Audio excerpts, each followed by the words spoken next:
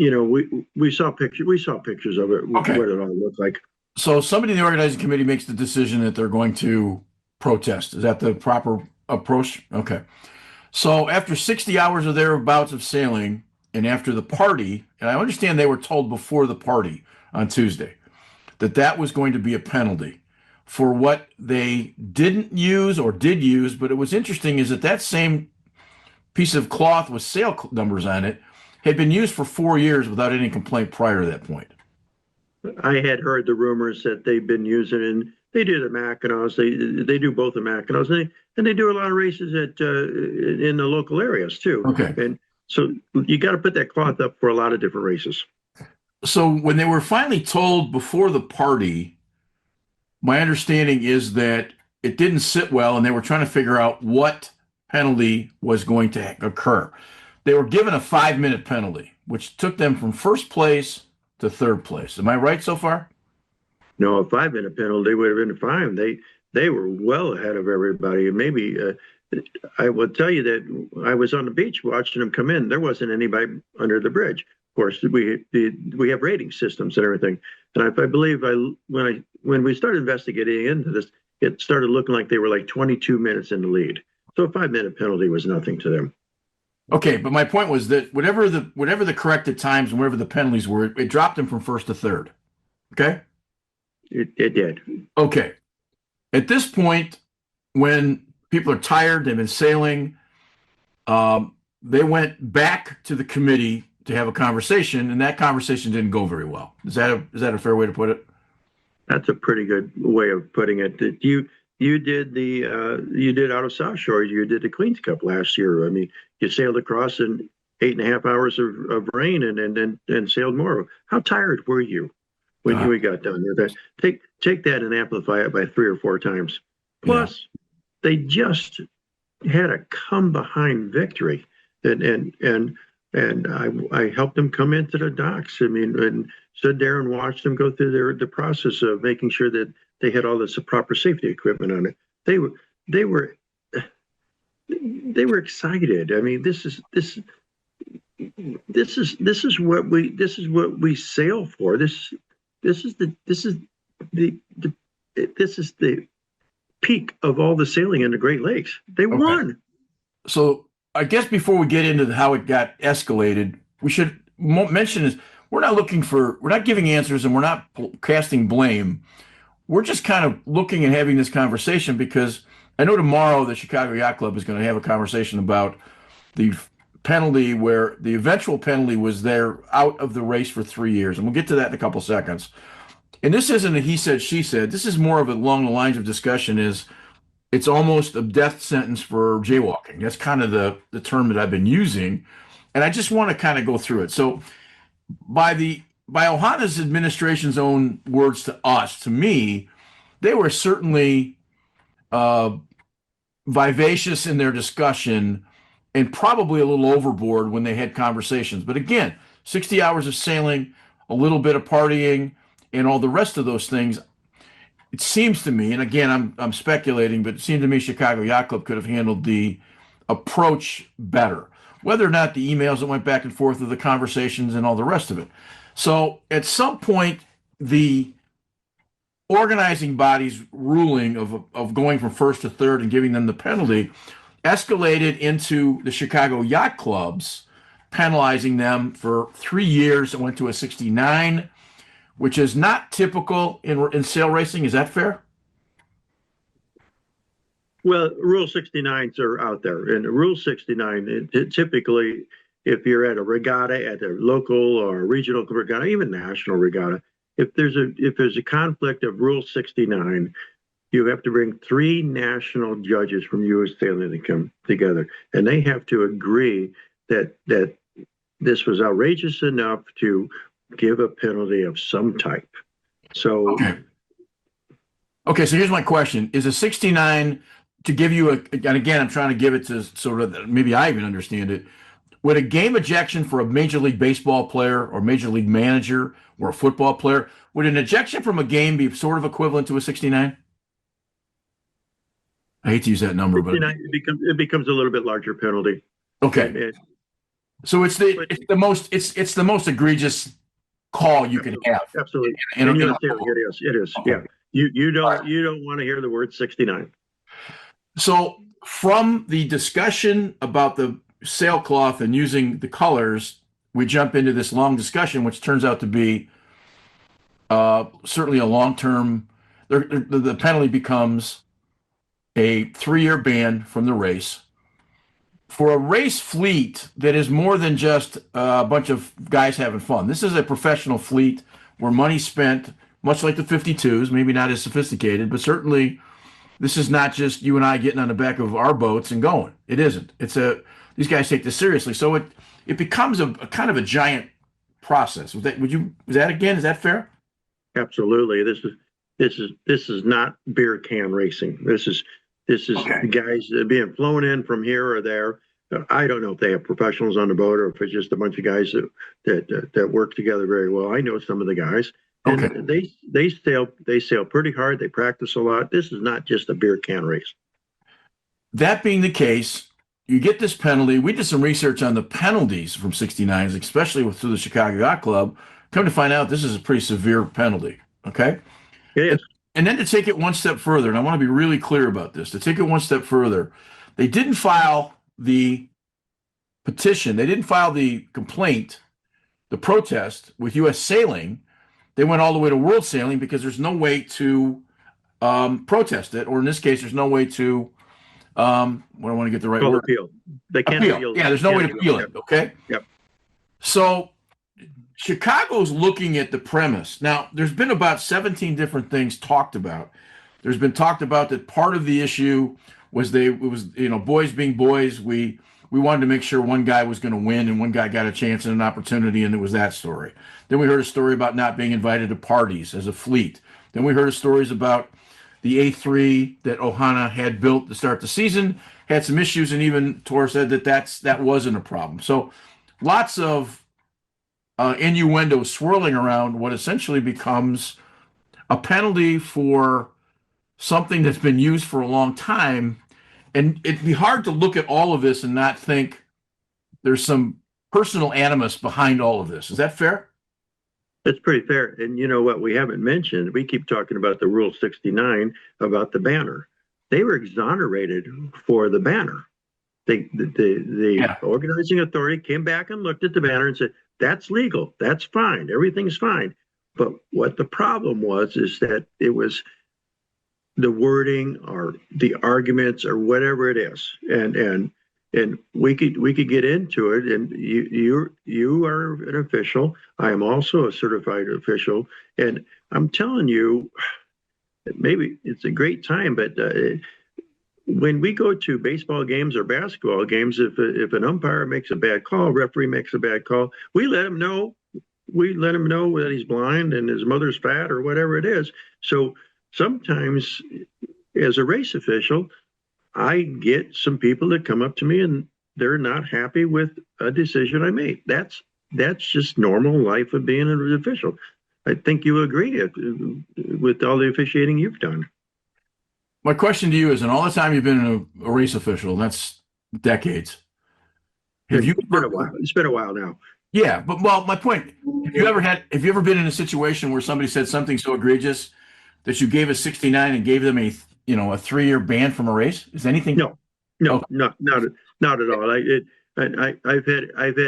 had a junior sailor just absolutely with words that in this day and age we couldn't do, and calling everybody, and we just had to sit down and have a conversation with him, settle him down a little bit.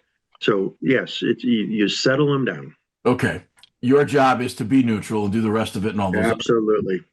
With all of these, we went through this with the 52 fleet 2 years ago with Victor Wild and with Bob Hughes, and it was a different interpretation. You hope if you look at that situation, you kind of look at it and kind of come back and go, the answer for that problem of the NORs not being as written as precisely as they should have been, instead of just giving a clear-cut winner, they sort of said maybe, and 2 guys win. Well, that's it's the old story. Everybody's got to go home with a trophy kind of process, and it's big boys and their toys, and I get that part of it. But what's kind of egregious to me with this is not being able to scale it in a place. And again, I've been a referee for a long time in the collegiate levels. I've had all kinds of. I walked out of stadiums with flak jackets on. I'm not exaggerating. And you got in your car and you took the police escort to the freeway and off you went. This just seems weird to me. It just seems off to me. And more importantly, again, I think it hurts sailing. I think it hurts U.S. sailing at a time when publicity is a part of those discussions. I think that's something that, and I know tomorrow we talked to Laura Renz yesterday, and they have a conversation. Oh, excuse me, Laura Muma. She's having a conversation with Chicago tomorrow. But when you go out of the way to pass over from U.S. sailing to get to world sailing, you're doing things in a process that doesn't give anybody a chance to have another voice. No, you're putting a black flag out there. I mean, you don't have any options. When it goes international, there are no appeals, and so the process did not happen. And I don't understand why the process didn't happen. There has to be some reason for that. And does it help? Does it hurt U.S. sailing? You're damn right it does. I mean, we got Charlie Enright just came in as a president, and as an RSA, I've been listening to what he's saying and everything. We've got some issues here, and we're going to try to take care of this. But certainly, this is not going to help us. I keep thinking of the world we live in, and it's certainly divided. And I understand that there's two sides of the aisle that everybody talks about and the rest of it. But this almost seems like this sort of real world politics, And it seems like we're going to get you one way or the other, even if it goes by means that don't make a lot of sense. And if this was it's funny because some of the guys that were on Valor, the old Stripes that Bill Martin owned, yep, Mark Hollerback and those guys, Evolution. We talked to a number of people. A lot of the story isn't accurate because there's just all kinds of people with ideas and thoughts, and some of them aren't accurate. They're just not. So you kind of push through that stuff. But everybody I've talked to, including PROs that were on Valor, that one said this is, again, it's a death sentence for jaywalking. And I finally today we finally got some conversation back with Sarah Muma from Chicago. Everybody else has been. We tried to talk to Win Soldani, no response. Win was the chairman of the race. We tried to set some stuff up with the race director at Chicago Yacht Club. Don't even get a return phone call. That's fine. That's if you don't want to have a conversation with us. But I just think this needs some air, and I hope that somewhere along the line, the guys in Chicago, when they have their meeting tomorrow, can come to some sort of conclusion that makes sense that everybody's going to, I don't know if it's apologies or whatever it needs to be, but it's just a bunch of guys that nobody handled this well on either side of the aisle. But to kill somebody dead that when they're racing in this kind of series, it's unfortunate. Absolutely. I mean, to come behind victory. This is the pinnacle of all sailing in Western in the Great Lakes, and then all of a sudden being told that you're exonerated from the problem. It really didn't exist. You're exonerated. Everybody's happy with it. You're exonerated from the problem. But now we didn't like whatever the language was, whatever the notes were, a thing like that. Now we're going to penalize you 3 years for something that it's a pretty heavy penalty. And there's more questions to be asked. U.S. Sailing told me today that there's only been 4 penalties of over 2 years in the last decade across the country, right? Now think about. I don't know that. No. I'm just saying. And I didn't ask. I was trying to quantify the ruling for this thing, and I know that everybody's got an opinion. Certainly, I don't think we're taking one here. I think what we're saying is let's drop the temperatures down a little bit. Pardon the expression, get your heads out of your ass and look at this from a standpoint of maybe some apologies. I did get a chance to look at some of the text. I listened to some of the people that made the language. Okay, there was heated argument, but from everything we know, away from the conspiracy crap, it's just amazing to me that. But again, I don't own one of those boats. I'm just another guy. But I just thought this needed some light. That maybe if somebody says something publicly, maybe they take a look at this and come with a better decision. And I wanted somebody with your expertise on this. And what got me sold on having this conversation was not giving those guys an opportunity to protest when they move it across from U.S. sailing to world sailing. That told me that that's a pretty definitive mark of what you're trying to do to somebody. Yeah. You know, it's a big penalty for something that really didn't happen. They were exonerated from the protest. It really didn't happen. Usually everything is forgiven right then. And athletes are hot. 60 hours of sailing, go to a party, have a few cocktails, loose lips. So it goes back to this point, and it's something that we talked about earlier today. If you think of all the sports, the participatory sports, there's been lawsuits in sports all over the place. But there's very, very few situations in any sport except sailing where the courts and or the arbitration boards have to argue about outcome, right? They don't argue about the outcome of the Super Bowl or the World Series. The guy with the most runs wins. Yes. For whatever reason, all the way back to the 80s, think of all the litigious crap that went on in America's Cup. Based on the results, not based on the rules and the rest of it. So maybe it goes back to big boys and their toys, and they gotta have the last word. So who knows? So let's go back to the banner. They were exonerated from that, and then they get a Rule 69, and then they penalize them 2 places. So they were 1 second behind Evo or Evolution. So I mean, it was double penalty here. One of the things that we've heard all season with this fleet is that they came up with Quantum built them an A3, and it's a little different than everything else. And there was all kinds of discussion, like somehow it was an illegal sail, yet it was measured, it was weighed, it was all the things that you needed to do and got approval. So that's just the banter of guys that maybe somebody's smarter than you. So you're looking for every edge you can find. Well, you can piss and moan about it, but if somebody's better than you, that's just the nature of the beast. You got to get better. But this is different than that. This is sort of, taking your ball and running home,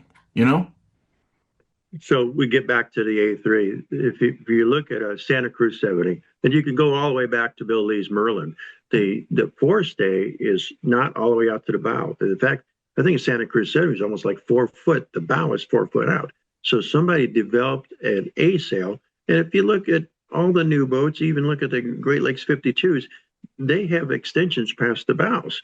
So they developed an A sail, from what I understand, and I haven't seen it. They developed an A sail that went to the bow, which was 4 foot past the typical place that you would put an A sail on the pole. So if that was a rule violation, they should have had it. But it was certified, and they all said it was okay to use. Now, did they use that for their victory? I don't know. Yeah. Well, it reminds me of going to the first Sail GP meeting. I've used this to measure a couple of times. There's things that happen in sailing that don't make sense to me as a journalist. You go to a press conference for Sail GP in Chicago the first year, and it turns out you can't ask a question. So maybe I've got to understand the sport better, but in this particular case, I think it smells from the neck down, and hopefully good things will happen and they make some good, solid decisions tomorrow. We'll if I find out before we go to publishing this tomorrow. If not, we'll follow up. But I appreciate your help. I appreciate your time on this discussion, and hopefully we've given a little insight to give a forum for maybe guys can be a little calmer in their decisions. Thanks a lot, and always love talking about sailing.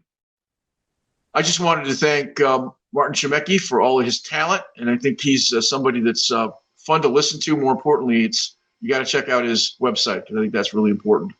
Second part is Wally's information, as it always is. It's just very insightful, and we hope we give you some insight to the process of what goes on with Ohana. And we're hoping in the future maybe cooler heads can prevail with sail racing, because again, it hurts the sport and certainly hurts the region. So let's see if we can have that conversation. And for all the guys in back, we'll see you next week.